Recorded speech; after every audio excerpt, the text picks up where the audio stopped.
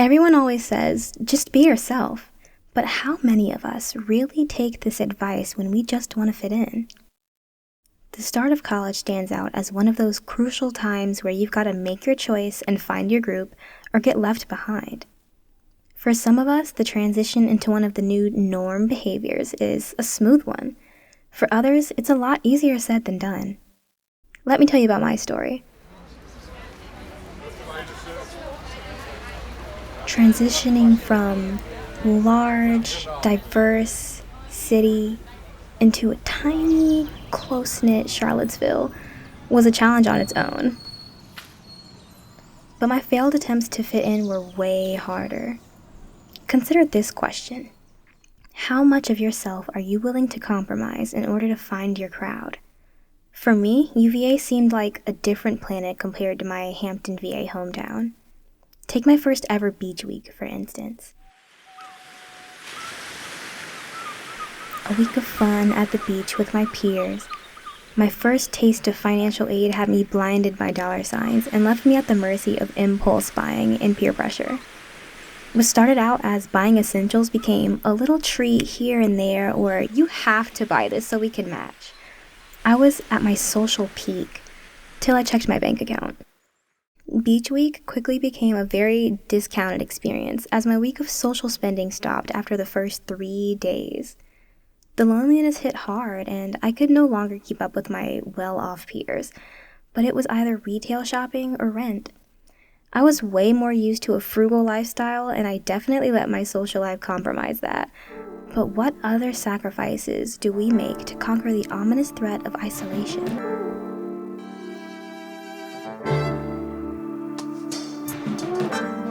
Welcome to UOK UVA, a student-produced podcast about mental health and wellness at the University of Virginia. I'm your host, Alex, and in this episode, I'm going to discuss the challenges involved with assimilating to UVA culture. Specifically, I'm going to investigate how identity can both help and harm those who are finding their place at UVA. To do this, I'm going to follow two perspectives, one from transfer students and one from low-income students. Regardless of their background, each group has struggled with not feeling like they belong academically or socially. If you currently attend or have ever attended UVA, I'm sure you understand the amount of pressure and imposter syndrome you feel here. But imagine coming from a different background that doesn't feel like UVA, or another school with an entirely different culture, or even both. Before chatting with some current students, let's talk about culture and assimilation. Depending on who you ask, these words can mean a lot of different things. In this case, culture includes the social activities and academic behaviors that students at UVA have in common with one another. As for assimilation, let's call it the external push to adopt the same characteristics and beliefs as the majority group surrounding you. Since there are so many of us at UVA, it's impossible to fit everyone under the term UVA culture. That being said, we can try to get an idea of it by exploring what it is that makes people feel like they don't belong. And this is the crux of this story. That sort of wall that people feel when trying to fit in, trying to assimilate. Like when you notice yourself saying first year instead of freshman, or UVA grounds instead of campus. It may also be the urge to rethink of free time as time to catch up on work, or to ask about what clubs people are in instead of how their day was. For some people, assimilating comes naturally, especially when what they're used to is represented by the majority of people. For others, assimilation is one of the greatest challenges they'll face. To begin to understand this challenge, the best place to start is with the students who went through it. So my name's Alex. I'm a fourth year in the College of Arts and Sciences. I am currently double majoring in Foreign Affairs and Media Studies. Even though it's my fourth year, it's my third year at UVA because I transferred here my first year. UVA is known as they like to think of themselves, I think, as a very prestigious institution. And I can say that now that I'm here. After 1 year at a different school, Alex needed a change. Between COVID and the desire for a fresh start, Alex thought that UVA might be a better fit. There was a nearly tangible change in attitude at UVA when Alex got here, and she wasn't the only person to notice this. I've had a friend come visit me at UVA multiple times, and she said that all you guys talk about is school and clubs. She's like, you can definitely tell you guys are UVA students. Already, there was an air of competition, of academic overachievement that felt like a wall to scale. Adding in the anxiety of starting over only made things worse. I was already nervous coming into UVA, and I think a lot of other transfer students can be nervous. It's really intimidating coming to a big school. One of the main things Alex remembers is the first day she arrived at UVA. Like all new transfer students, she was required to attend a sort of welcome meeting held by the transfer dean, although it wasn't very welcoming. She was saying you might not be ready for the academic rigor of UVA no matter what college you came from. Lots of other transfer students remember hearing this and feeling intimidated. One of the producers of this podcast, Bushra, also remembers this and the lasting effects that first impression had. Hearing the dean's statement was something that really caught me off guard. I think that I came from a school that was very academically challenging too. I was kind of thinking how truthful her statement was going to be. Bushra transferred from the University of Maryland after her first year because she thought UVA would be a better fit in terms of price and major. Really early on, she realized that the experience wasn't going to be exactly what she was expecting. I had signed up for a religious studies seminar course. I just remember thinking almost everybody other than me had so much to say about a topic I've never even heard of. And I thought that maybe the professors assigned readings or I missed a class, but that wasn't it. I spent that entire 2-hour class silent. And I think it took me one more class before I decided to drop it. The dean's words kind of rang true, and I was thinking maybe this place is gonna be too challenging for me.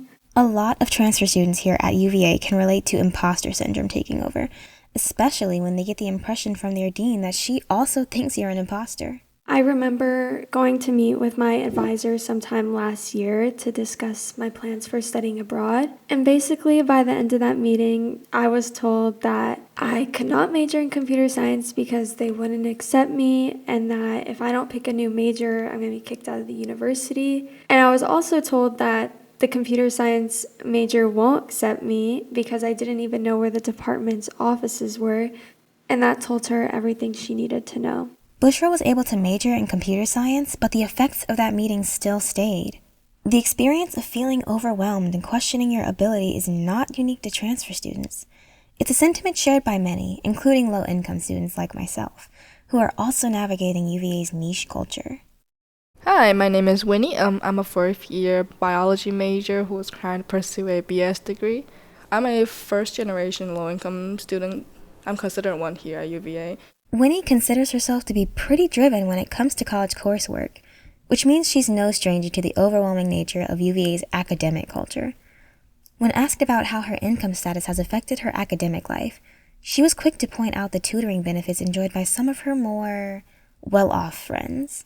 Some of my friends, or at least one of my friends, she gets tutoring from her family recommendations, and that tutor was expensive. It was $100 or so for an hour. I told myself I would never do that to my parents.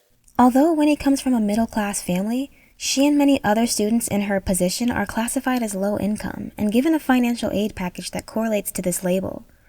For some students, though, this financial aid reward is anything but rewarding. A good amount of students at UVA are also coming from middle-income families, and the issue with being from middle income is just that UVA really provides little aid to those students, which I think would impact their financial aid package and their cost of attending, which further contributes to stresses.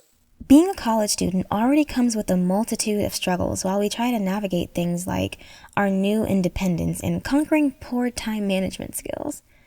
Needless to say, the lack of assistance from financial aid only adds another layer of stress for many low-income students.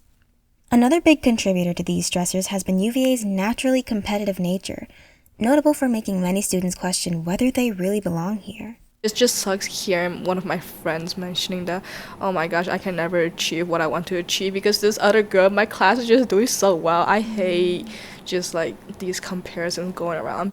Winnie is well aware of UVA's high-end reputation when it comes to their admissions decisions.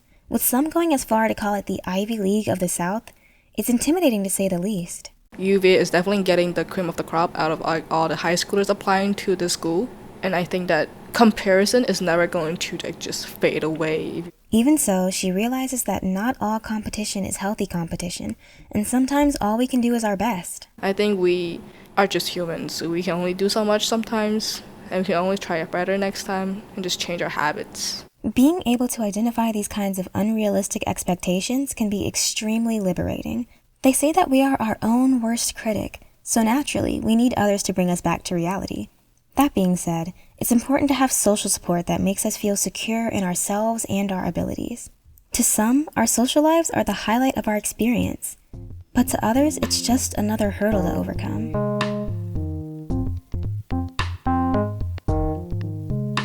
Despite priding ourselves on being smart and academically driven, studying isn't the only thing that our lives revolve around. Making friends and immersing ourselves into the culture and social matrix makes up the other half of the experience that you get at Mr. Jefferson's academic village, or so they call it. Coming into first year, some people bond over being in the same first year dorm, and some might find their group in Chem Lab. We tend to bunch up by having things in common with one another. However, clicking with others at UVA doesn't happen instantly for everyone. So whenever we are all introducing to each other, we're asking things like, oh, where are you from, such and such. A lot of them keep saying Northern Virginia, Nova. And I'm like, oh, so you guys already knew each other. Winnie's journey at UVA started on the margins of these pre-established social circles. She recalls feeling a sense of otherness around her peers from Northern Virginia, or Nova. She describes this as a big mental barrier, a sense of being on the outside looking in. From my eyes, it was just like, oh, they know each other, their cultures are probably more similar to each other, and that just really dissuaded me from fully connecting with people. And I even started putting a label on these Nova kids because they're like, oh, they know each other already, they're really all rich and stuff like that. It's just a big mental barrier. Alex's narrative as a transfer student echoes Winnie's feelings of intimidation. When you come into a school as a freshman or a first year with everyone else, everyone is in the same boat as you, where no one really has their friend group yet. Everyone's in this new dorm or new environment where everyone's just kind of awkwardly trying to meet each other and stuff. And then you come in as a transfer student and the situation's a little bit different because the majority of your year already all have friends. For Alex, the transfer experience was a lonely one. It was a challenge trying to find her place in a community that seemed completed without her. But there was something that helped level the playing field. Surprisingly, the upheaval caused by a year of college banished to the online world of Zoom ended up helping Alex ease her way into making new connections. I will say that COVID actually helped, which is a really weird way of putting it, but helped in this way because the year before most stuff was online. So a lot of people in our year also didn't really know what was going on. And while they definitely did have friends, they maybe were a little more open to meeting new people and stuff because so many classes were online. So I think that helped. Alex sees a silver lining in the effects of virtual life during the pandemic. Others became more open to forming new relationships than they might have been otherwise. While COVID was a negative force in many people's college experience, it highlights an important part of assimilation. Symbolic belonging is defined as a subjective sense of similarity between immigrant origin and established populations, and it can tell us more about what Alex is getting at if we apply it to our situation. Basically, it's the social perception resulting from differences and similarities shared by transfer students and standard UVA students. We can see that COVID automatically increases a sense of belonging by providing one more similarity that everyone sees as common ground.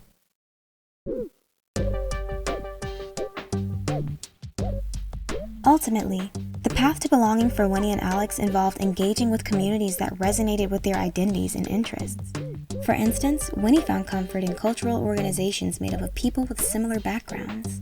One of my best ways when I first got here during COVID year was getting involved in the cultural organizations here and just like meeting new people and chatting with them about how their UV experience was, how their home life was. Yeah, just join things that you feel you might be more comfortable with first and just slowly expand from there. Using the idea of symbolic belonging introduced earlier, we can follow Winnie's progress. By joining a UVA group that she identified with, Winnie was able to focus more on the similarities she felt rather than the differences. Similarly, through her involvement in different clubs and her status as a university guide, Alex transformed her outsider identity into one of a knowledgeable insider and now helps new students navigate UVA. just having the opportunity to go to different events and stuff, I think has really helped like mental health wise. Like, I have things to do, and I think that's the biggest thing for me personally. So when I have different social events, or not even social events, like tonight, for example, I have a history committee meeting for guides, and while that's more of an academic thing, I'm still looking forward to going and seeing my friends there, Being a transfer student, I think it will take time, but finding that community that you belong to and you have friends in, like, makes all the difference. Getting to feel at home in a new environment takes time, no matter who you are. But when UVA imposes an identity on you, either directly or indirectly, it becomes harder to see yourself as just a UVA student, but rather you're a transfer student or a low-income student or whatever kind of student you might be. It's this identity association that can make assimilating to UVA difficult for students and possibly cause negative implications. After this episode, my hope is to bring more awareness to the burdens that imposed identities can add to students who are already anxious or insecure about their background. To emphasize the fact that this unnecessary burden adds to an already massive mental load and contributes to UVA maintaining its reputation as one of the most depressed schools in the U.S. That being said, maybe finding community can help change the tides and give us an idea of who we really are. This podcast was produced by DeLoach, Khai, Nguyen, Bushra, Osman, and Owen Markow as part of a collaborative project for Professor Steph Sarasso's Writing with Sound class at UVA. A full list of audio and textual sources used in the production of this podcast can be found in the transcript. Thanks for listening.